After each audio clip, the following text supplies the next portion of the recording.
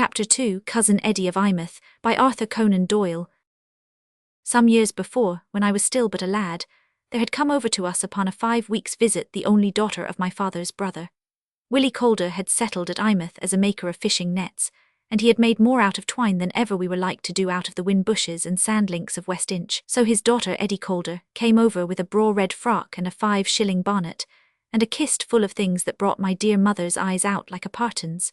It was wonderful to see her so free with money, and she but a slip of a girl, paying the carrier man all that he asked and a whole 2pence over, to which he had no claim.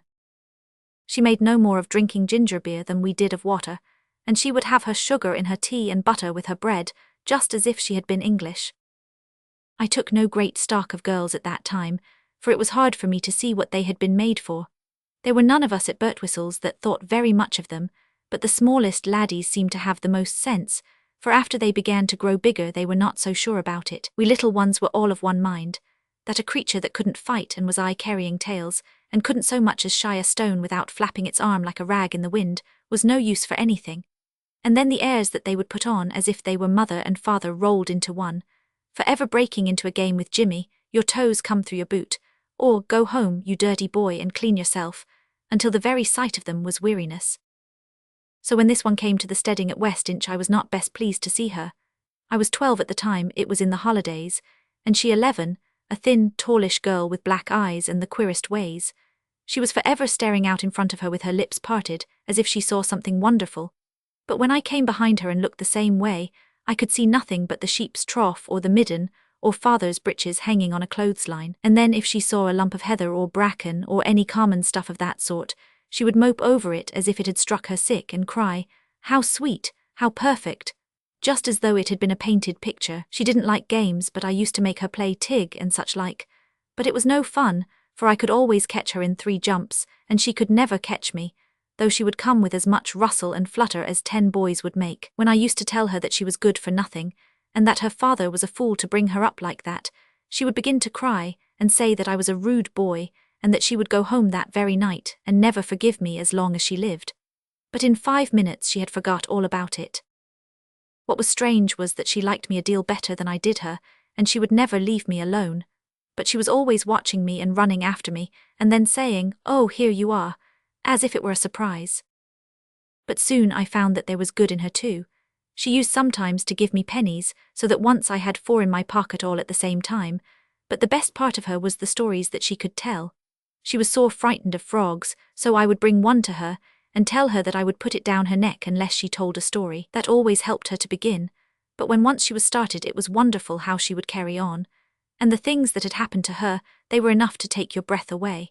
There was a Barbary rover that had been at EYEMOUTH, and he was coming back in 5 years in a ship full of gold to make her his wife. And then there was a wandering knight who had been there also, and he had given her a ring which he said he would redeem when the time came. She showed me the ring, which was very like the ones upon my bed curtain, but she said that this one was virgin gold. I asked her what the knight would do if he met the Barbary rover, and she told me that he would sweep his head from his shoulders. What they could all see in her was more than I could think. And then she told me that she had been followed on her way to West Inch by a disguised prince. I asked her how she knew it was a prince, and she said by his disguise. Another day she said that her father was preparing a riddle, and that when it was ready it would be put in the papers, and anyone who guessed it would have half his fortune and his daughter. I said that I was good at riddles, and that she must send it to me when it was ready. She said it would be in the Berwick Gazette, and wanted to know what I would do with her when I won her.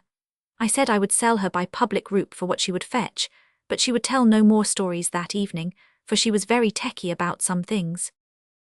Jim Horscroft was away when Cousin Edie was with us, but he came back the very week she went, and I mind how surprised I was that he should ask any questions or take any interest in a mere lassie. He asked me if she were pretty, and when I said I hadn't noticed, he laughed and called me a mole, and said my eyes would be opened some day.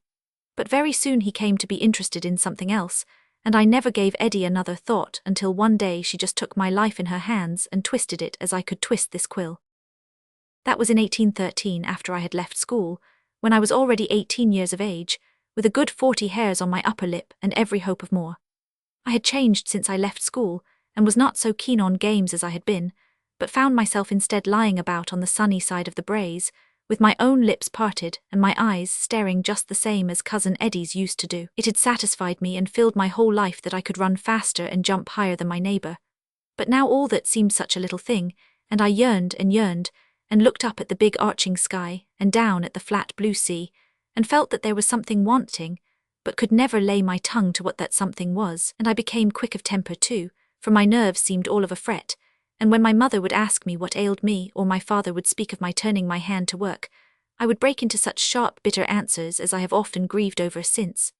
Ah, a man may have more than one wife, and more than one child, and more than one friend, but he can never have but the one mother, so let him cherish her while he may. One day when I came in from the sheep, there was my father sitting with a letter in his hands, which was a very rare thing with us, except when the factor wrote for the rent. Then as I came nearer to him, I saw that he was crying, and I stood staring, for I had always thought that it was not a thing that a man could do. I can see him now, for he had so deep a crease across his brown cheek that no tear could pass it, but must trickle away sideways and so down to his ear, hopping off onto the sheet of paper. My mother sat beside him and stroked his hands like she did the cat's back when she would soothe it. "Ay, Jeanie," said he, "poor Willie's gone. It's from the lawyer and it was sudden or they'd sent word of it. Carbuncle, he says, and a flush o' blood to the head." "Ah, well, his trouble's over," said my mother. My father rubbed his ears with the tablecloth. "He's left his savings to his lassie," said he, "and by gom if she's not changed from what she promised to be she'll soon gar them flee. You mind what she said of weak tea under this very roof, and it at 7 shillings the pound." My mother shook her head, and looked up at the flitches of bacon that hung from the ceiling. "He doesn't say how much, but she'll have enough and to spare, he says. And she's to come and bide with us, for that was his last wish." "To pay for her keep," cried my mother sharply. I was sorry that she should have spoken of money at that moment, but then if she had not been sharp we would all have been on the roadside in a 12-month. "I shall pay, and she's coming this very day. Jock lad, I'll want you to drive to Ighton and meet the evening coach. Your cousin Edie will be in it, and you can fetch her over to Westinch." And so off I started at 5:15 with suitor Johnny, the long-haired 15-year-old, and our cart with the new painted tailboard that we only used on great days. The coach was in just as I came, and I, like a foolish country lad, taking no heed to the years that had passed, was looking about among the folk in the inn front for a slip of a girl with her petticoats just under her knees. And as I slouched past and craned my neck, there came a touch to my elbow, and there was a lady dressed all in black standing by the steps, and I knew that it was my cousin Edie. I knew it, I say, and yet had she not touched me I might have passed her a score of times and never known it. My word, if Jim Horscroft had asked me then if she were pretty or no, I should have known how to answer him. She was dark, much darker than is common among our border lasses, and yet with such a faint blush of pink breaking through her dainty colour, like the deeper flush at the heart of a sulphur rose. Her lips were red, and kindly and firm, and even then at the first glance I saw that light of mischief and mockery that danced away at the back of her great dark eyes. She took me then and there as though I had been her heritage, put out her hand and plucked me. She was, as I have said, in black, dressed in what seemed to me to be a wondrous fashion, with a black veil pushed up from her brow. "Ah, Jack," said she in a mincing English fashion that she had learned at the boarding school. No, we are rather old for that." This because I in my awkward fashion was pushing my foolish brown face forward to kiss her, as I had done when I saw her last. "Just hurry up like a good fellow and give a shilling to the conductor, who has been exceedingly civil to me during the journey." I flushed up red to the ears, for I had only a silver 4-penny piece in my pocket.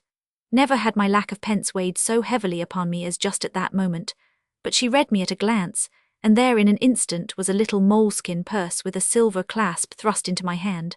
I paid the man and would have given it back, but she still would have me keep it. "You shall be my factor, Jack," said she, laughing. "Is this our carriage? How funny it looks, and where am I to sit?" "On the sacking," said I. "And how am I to get there?" "Put your foot on the hub," said I, "I'll help you." I sprang up and took her 2 little gloved hands in my own. As she came over the side her breath blew in my face, sweet and warm, and all that vagueness and unrest seemed in a moment to have been shredded away from my soul. I felt as if that instant had taken me out from myself, and made me one of the race. It took but the time of the flicking of the horse's tail, and yet something had happened, a barrier had gone down somewhere, and I was leading a wider and a wiser life. I felt it all in a flush, but shy and backward as I was, I could do nothing but flatten out the sacking for her. Her eyes were after the coach which was rattling away to Berwick, and suddenly she shook her handkerchief in the air. "He took off his hat," said she. "I think he must have been an officer, he was very distinguished looking. Perhaps you noticed him, a gentleman on the outside, very handsome, with a brown overcoat." I shook my head, with all my flush of joy changed to foolish resentment. "Ah, well, I shall never see him again. Here are all the green braes and the brown winding road just the same as ever. And you, Jack, I don't see any great change in you either. I hope your manners are better than they used to be. You won't try to put any frogs down my back, will you?" I crept all over when I thought of such a thing. "We'll do all we can to make you happy at West Inch," said I, playing with the whip. "I'm sure it's very kind of you to take a poor lonely girl in," said she. "It's very kind of you to come, Cousin Edie," I stammered. "You'll find it very dull, I fear." "I suppose it is a little quiet, Jack, eh? Not many men about as I remember it." "There is Major Elliot up at Coromure. He comes down of an evening, a real brave old soldier who had a ball in his knee under Wellington." "Ah, when I speak of men, Jack, I don't mean old folk with balls in their knees. I meant people of our own age that we could make friends of. By the way, that crabbed old doctor had a son, had he not?" "Oh yes, that's Jim Horscroft, my best friend." "Is he at home?" "No, he'll be home soon. He's still at Edinburgh studying." "Ah, then we'll keep each other company until he comes, Jack. And I'm very tired and I wish I was at West Inch."